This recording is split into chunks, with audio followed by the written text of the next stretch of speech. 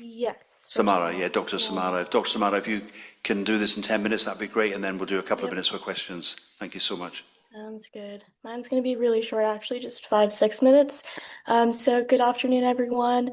Thank you for the opportunity to present in this conference. I will be discussing fostamatinib in chronic refractory ITP, specifically at the University of Washington, Fred Hutch. And again, my mentor is Dr. Sandhya Punch. Okay, and so for my introduction here, fostamatinib is a spleen tyrosine kinase inhibitor that is FDA approved for use in chronic refractory primary immune thrombocytopenia in adults. Some data that we have from FIT1 and FIT2 trials show an overall response of 43% of fostamatinib patients had at least one platelet count of at least 50,000 within the first 12 weeks compared to 14% of placebo patients. We know that the stable response as well is that 18% of patients receiving Sorry, fostamatinib. can you change slides? We're still on your title slide. Can you advance the Oh, slides, please?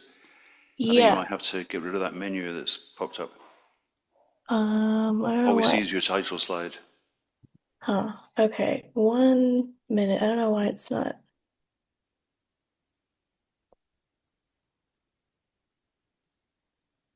Is it working now? That's fine. Yeah, we can see Okay. introduction now. Thank you. Perfect. So the stable response is that 18% of patients receiving fostamatinib have achieved a stable platelet response, compared to 2% of the patients on placebo. And we know that the real-world effectiveness of the data is lacking in the US. Okay, and so some background. We've performed a retrospective study at the University of Washington Fred Hutch between May 2019 to September 2025, and we've compared our study to similar studies in Europe, so two from Spain, as well as one from France, which is actually just presented as an abstract at the moment. And our response criteria between the papers are pretty similar. However, the studies may have used fostamatinib as a monotherapy, whereas we did not. Okay, and then here's our study cohort, and we see that we started off with 1,679 patients who had a diagnosis of ITP in their chart. We were able to cut that down to 85 patients who were identified to have a mention of fostamatinib. In the EMR, 34 of these patients were eligible patients who had a diagnosis of ITP as well as were taking fostamatinib. And out of these 34, 12 were responders, while 22 were classified as non-responders. And so here are some demographics and clinical characteristics that we have for non-responders, responders, as well as all the patients. We can see that 28.6% of the patients had a diagnosis of Evans syndrome. 79.4% had isolated ITP. The median age was 61 years old. Around half the population was female. 64.7% of the population is classified as non-Hispanic white, and the majority of our patients actually had primary ITP. We can also see the median treatment duration was 5 months, and the population actually had a median of 7 prior lines of therapy and at least one concomitant line of therapy.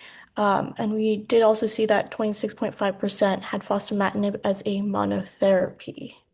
Okay, and here we can see a plot that basically shows our response and non-response patterns in the patients with fostamatinib. The x-axis represents the treatment duration, and we can see the y-axis has the number patient numbers. Around a third of the patients are responders, sorry, and are also continuing therapy. Responders and non-responders both did experience adverse effects.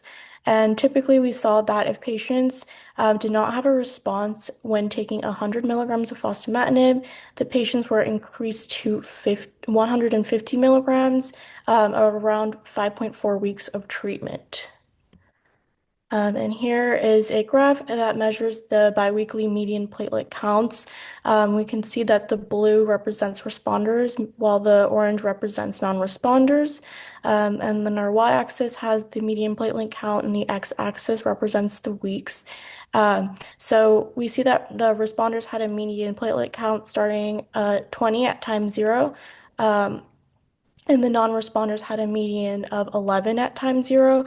And over time, we do see that the amount of data we have does decrease, which led to a lack of error bars since we did not have much data. And this happens around week 18. And in the non-responders, while the responders, we see the lack of data around week 24. Okay, and some conclusions that we found.